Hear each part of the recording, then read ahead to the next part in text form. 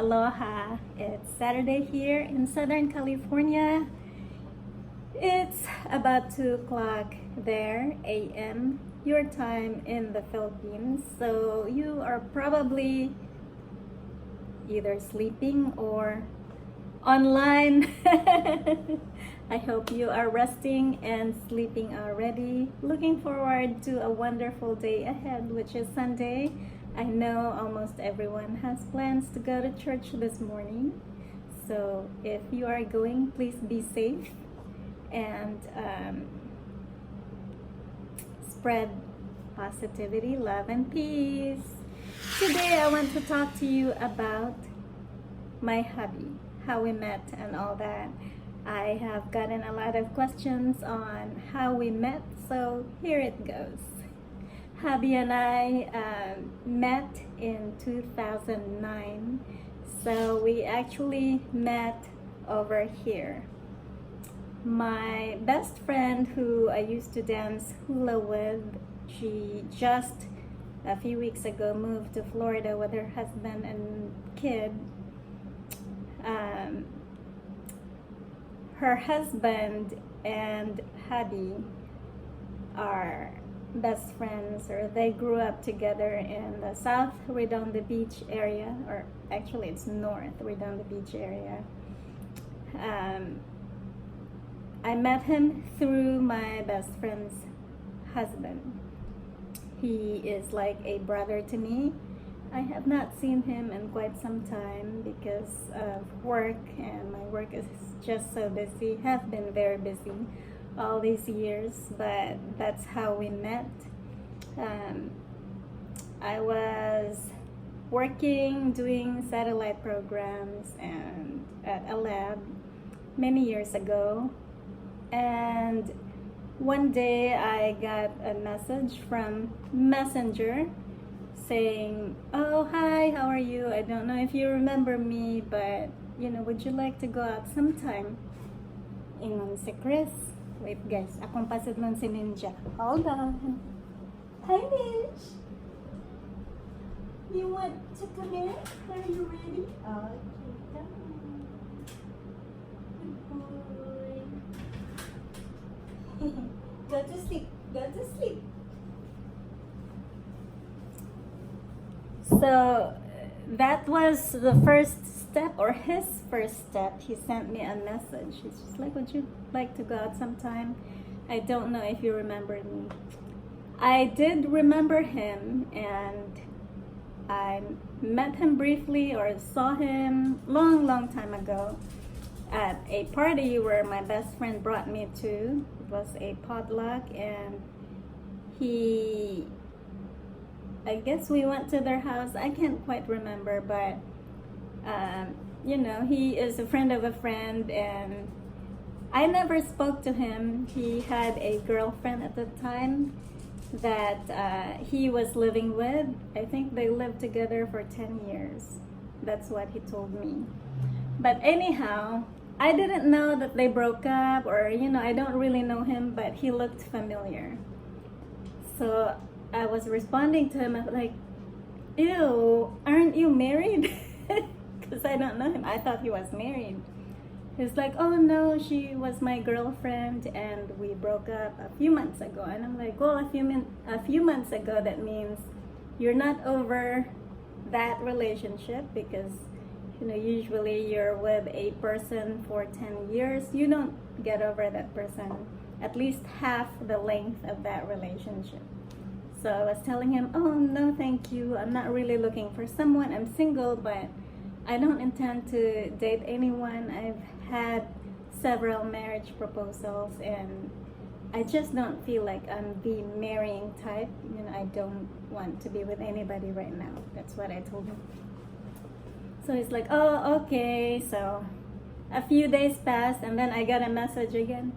"I just wanted to, check with you one more time to see if you would reconsider going out with me." And I was thinking to myself, "Oh my God, this guy is so persistent. What does he see in me? Why he choose me? Why does he want to go out with me?" I already said no. And for the second time, I said, Oh no, thank you. Again, just like what I told you a few weeks ago, I am not looking for anybody, and I'm happy. You know, right now I'm at a place where I'm content with life. I'm really happy, and you know, I don't know if your best friend told you, but I have always been in my own, even though I'm alone in this country, and I'm fiercely independent. So no, but I appreciate the flattering remarks, and thank you for wanting to go out with me, but my answer would still be no. So that was the second time. The third time, or it wasn't the third yet, I posted something on Facebook on my wall. I said, life in all its forms is basically manipulated by numbers, be it the theories, the fundamentals, and everything. It's all about numbers. Life is numbers, therefore we're just all on this earth, all manipulated by numbers. That's just our path. Ni-comment man na siya, guys. Ni-comment siya, ingon siya, I beg to differ. So, you know, like, my work is mostly space programs, it's science and math, and akong huna-huna, bright na ka? Akong huna-huna ba? Bright na ka? Be. Ako, betang gikuanan siya, o post ko, public, naaman sa akong wall, post ko, og fundamentals, theories, equations on my wall. You know, I targeted him. I'm like, oh really? Why don't type ko taas kaayo murag usa ka page. Kanang kuan ragon huna kay I love debates. I love challenging conversations, and to me it was fun. So I'm like, okay, and then towards the end I'm like, okay, go put this together and go manipulate your numbers and get back to me when, you know, you figure it out. Akong yanaan. Wait to bag. After 2 days, naana sa ko'y message sa messenger. You know, I was wondering if you want to go out. I'm just gonna ask this last time. This is the third time you said no. You know, the last couple of times, and then maybe we can talk about numbers. Ingon siya. Akong gi-off ang akong computer, lagot ko. Naglagot ko. Then I got a text message from his best friend, my best friend's husband. Ingon siya, hey, why don't you just go out with him? He told me that he's asked you many times. He's been asking for your phone number, but I know you'll get mad, so we didn't give it to him. And that's why he's contacting you on Facebook and Messenger, but why don't you just go out with him? I'm like, oh no, thank you. I don't want to be with that guy. I'm happy. I don't need anybody. Niingon man ang iyahang amigo nga, you know, Bright ba kaya na siya? We went to school together, Bright kaya na siya. Mao to, it piqued my interest in ko, Bright? And siya, yeah, he's very smart. I'm like, honor? Honor student siya, so na. Ingon siya, dili noon, pero kuan siya, outspoken and smart. Ko, smart ha? Akong gi-check akong messenger, naa pa man siya, nag-online. Ko, okay, I guess I'll go out with you, but it's just dinner. Akong ganaan.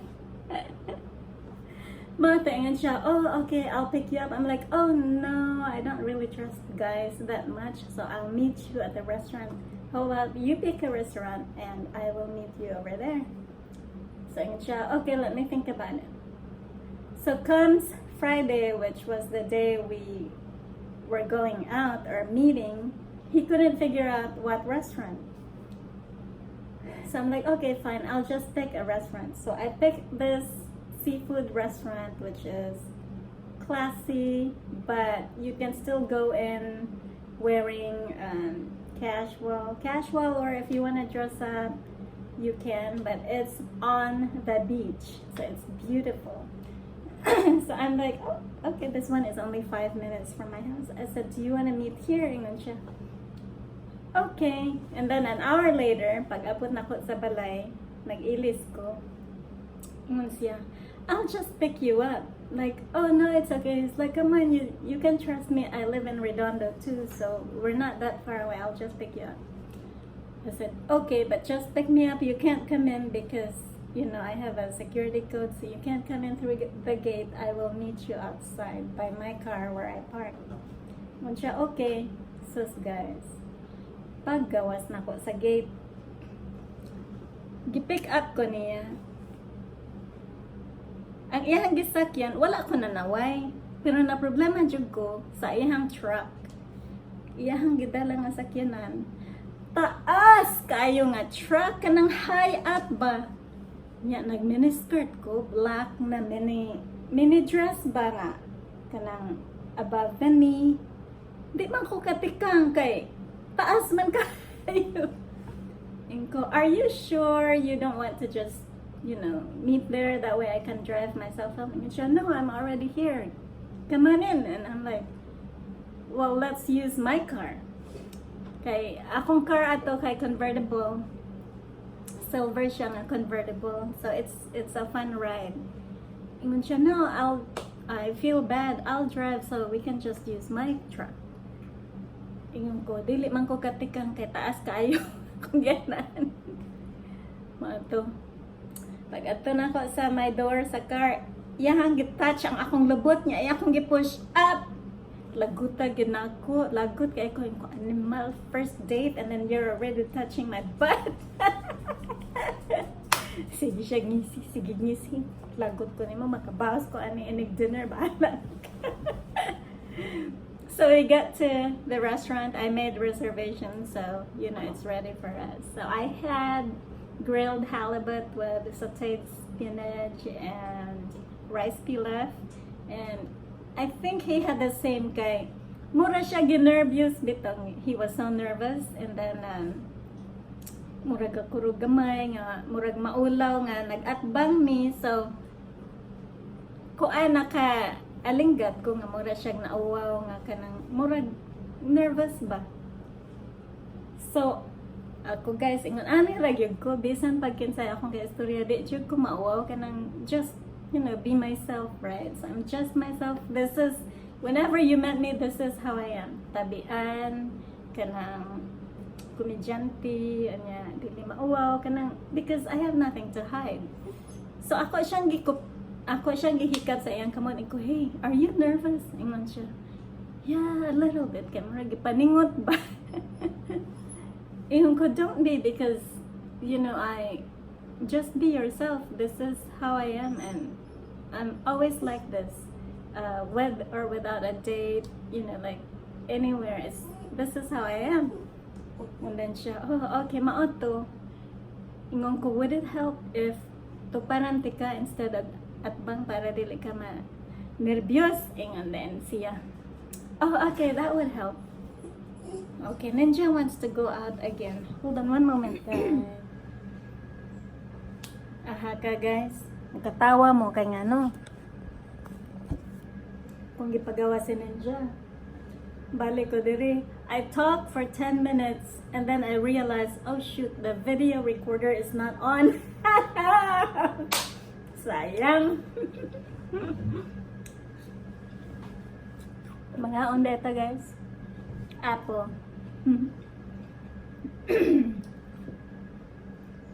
Anyway, maato gatupad mi. Sige istorya. He told me about his past, his life, his grandmother who raised him dearly, what he went to school for. I told him about mine. I told him, first, I'm from a very poor family. I came here through daddy and I take care of dad. I've been working, supporting space programs, and from time to time I work at a test lab for pyroshock, vibration tests, submersion tests, thermal vacuum, a lot of science tests and other stuff. He goes, wow, you have a good work. I said, yeah, I mean, it's been paying the bills and I'm able to save a little bit and all that. But anyhow, it's 9:30.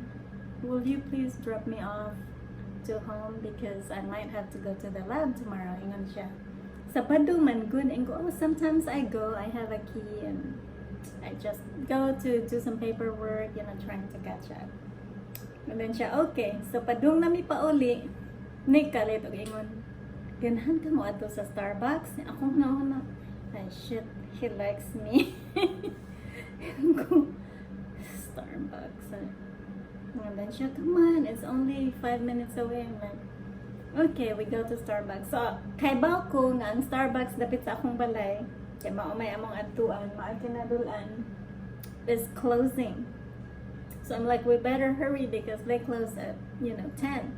Like, sped up dito. And then ko, pwede, anhilang ko sa truck, niya, ikaw lang pick up sa Starbucks. Niya, anhila lang nato, imnon kay close naman sila, ingat siya. Okay, but I asked him if I could stay at the truck because I don't wanna get off of the truck. When I come back into the truck, iyan na sang hikapon akong lubot niya. Duso nga to sa padung sa sulod, right? So, I was getting smart. I'm like, I don't want you to touch my butt.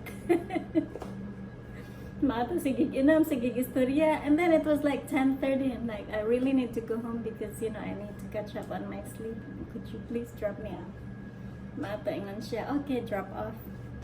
Maato, came out of the truck.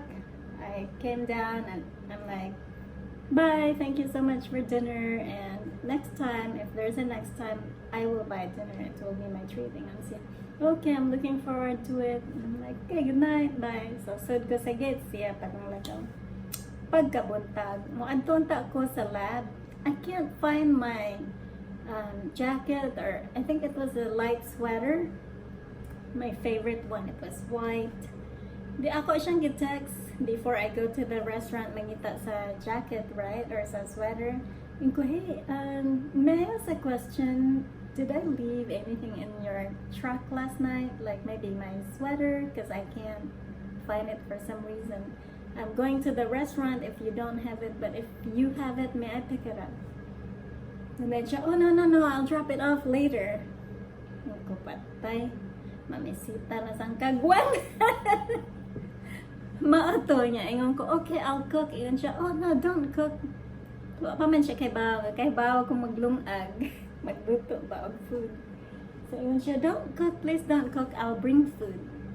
So maato, dala siya Chinese food niya. Dito namin nangaon sa akong apartment. My apartment was really cute, expensive rent kay sa South Redondo Beach. South Redondo Beach is like a tourist spot in the area.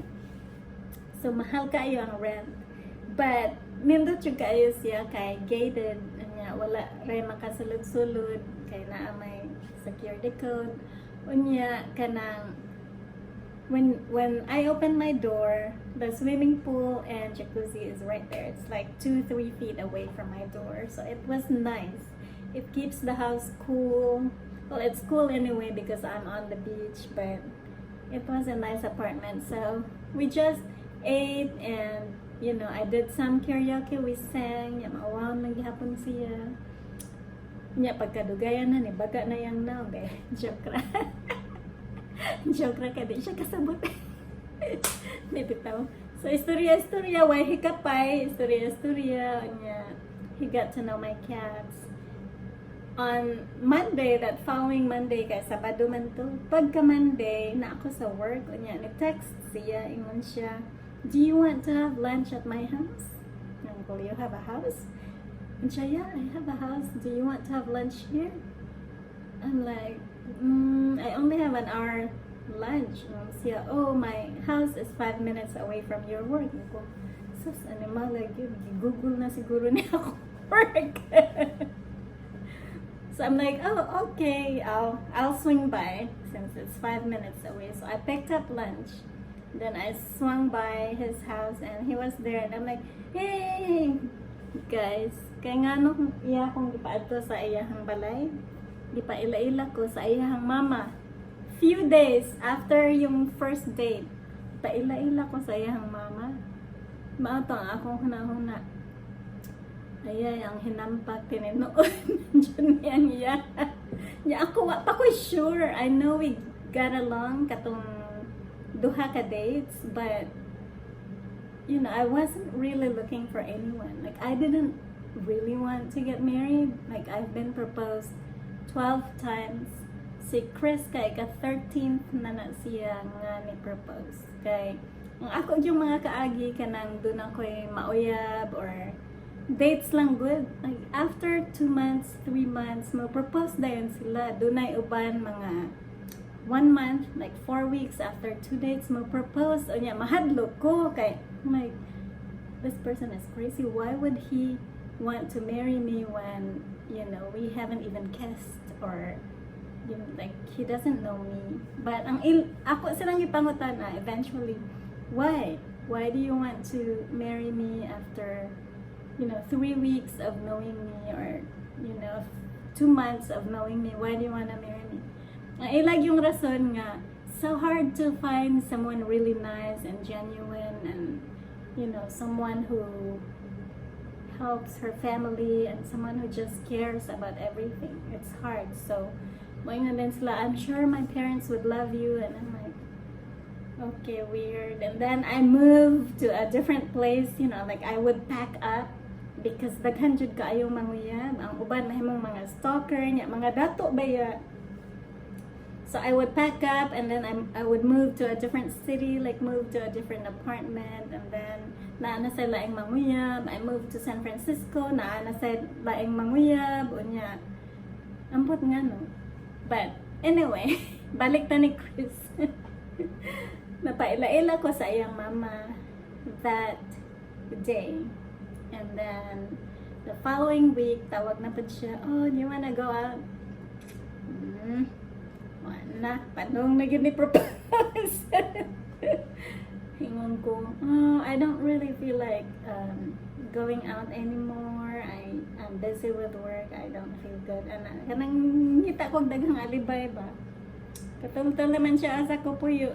To amo adto, say mo adto magdalag food. Ni man na naman siya, ako na lang pasudlon. Pero at least I know where he lives. Respectful to siya, dili manghikap niya. Kuan ba kanang good person. You can tell that he's a really good person, respectful and all that. So, siyang pasudlon, I keep the door open, you know, just in case because, you know, we just met. Ambot unsa to among gilalisan about numbers siguro to.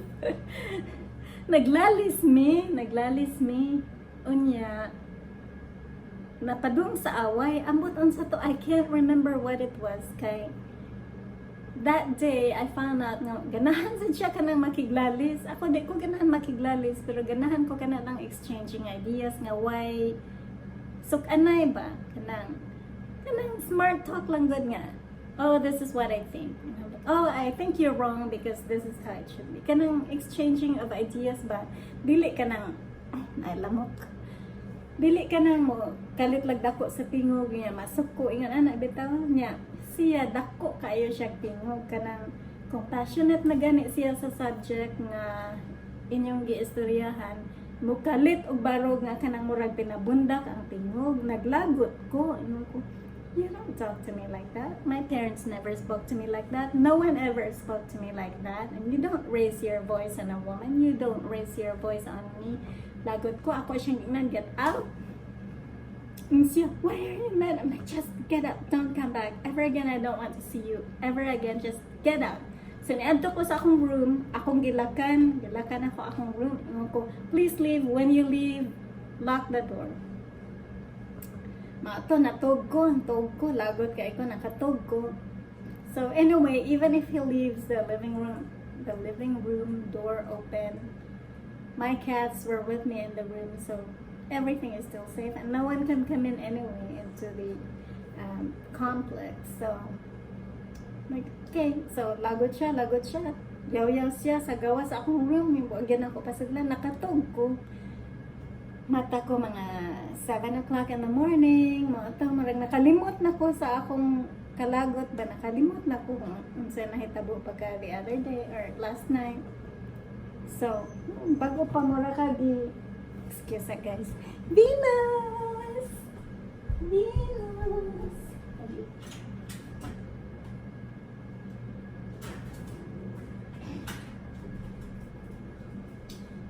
bitang bag-o pa kang mata nga mura pa kagi alimungawan gamay anya ligo ka. So I was taking my shower. Dayon, I was going to make my coffee. I went to the kitchen, and my kitchen is right next to my couch, my sofa. Pagtan-aw na ko sa sofa, naghigda siya sa sofa. Ang akong cat nga si Joni di adiri ang giana, nangatog silang duha nga gipaningmot. And I'm like, hey, go home. You didn't go home. He's like, I was here all day. I was hoping you would come out of your room. Like, I told you I was going to sleep. So, istorya. Amigo na pod balik. Mao to, doon na ika-4 nga date. Dayon ika-5 na date. After sa 5th date, second month, nag-istorya namin nga kanang kuan living together, ngitag balay, ana. So by the 3rd month, nangita na may balay. Palit o balay, bayaran, balay, all cash, unya. We moved in, and then we met in 2009 October, and then we moved into the new house February of 2010, and then I proposed siya February of 2010. Mauna. So after a few months, ni propose siya niya. The first na ko nga giingon ko, no, because you should have a family. I do not want to have children, and I'm taking care of daddy. I'm forever gonna be taking care of my family, and I don't want you to have that burden. So I don't want to get married. Siya, please, mato. Siya, okay ra kung walay children, okay ra, I can help you, like take care of dad, and da-da-da. Mauto ang sinugdanan sa happily ever after. Char. Dili, bita, dali ra kayo, marang na fast forward, ang ako kong mga hula friends, ingon sila, anong dali ra kayo mo magninyo? Ang daghan kayong manguyab, saan mo? May nanang magninyo kay para wala manguyab. Bitaw ambot nga no, daghan jud kayong nanguyab, guys. So si Chris ika 13th siya nga nag-propose. And wala jud ko gisugot atong daghan gyud kayo nga nag-propose. Dunay scientists, dunay duha ka doctors, ang usa is lawyer, and dunay usa producer, ang usa kuan siya baseball player sa Chicago White Sox. So I've been exposed to a lot of rich people, but they were good people. But dunagi usa nga arrogant kay he was very rich. He was from New York and he moved over here. Kanya kanang ang sinultian ba murag sayon-sayonon lang ta. Ako siyang giingnan nga, I did not come to this country to be treated like that and to be spoken to that way. I respect myself, so I don't ask you to respect me because you don't know me, but you'll never see me again. This is it. So don't call me, don't text me, don't come to my work, because just because you're rich, you do not have any reason to speak to a woman that way. Especially me. No. I've been on my own for a long time, and we don't need you in this world. And then siya, hey, nobody walks away from me. I'm like, this is the first date and it ends here. I do not want to see you ever again.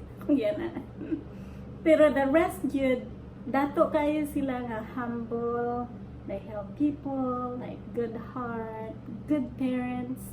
Pero si Chris, nalahi siya kay he loves animals, and I think anyone who loves animals and care for them just like they are human beings have good heart. If you care for animals and other stuff, plants, the environment, then you care about other people too. That's what I believe in, and he is different that way. love him very much for that. And as a person, bisan pag kusog siya mangyaw-yaw, kusog ka na magyaw-yaw, kusog na malikas, niya, kanang kusog mangisog, but, you know, inside, golden heart siya na siya. Basta tarungon lang sa siya istorya. Kung magyaw-yaw, pasagdan rin ako, makalian rin na. Anyway, mauna ang among story in, you know, short minutes. Mga onsa ta. Dali, mga anta og apple. Wala di ay na padala ang winnings gahapon. Naana diha ang prizes since yesterday. Pero ang Palawan was closed yesterday. This particular branch that we go to, they were closed. So hopefully they'll be open today and the money can be claimed. So para mapadana sa inyo nga mga winners, congratulations. No winning number for today. I'm gonna be busy finalizing the Lover's Moon. We are now at 30 participants. 30 participants of the Couples Challenge, and I wish everyone good luck and enjoy your Sunday. Aloha!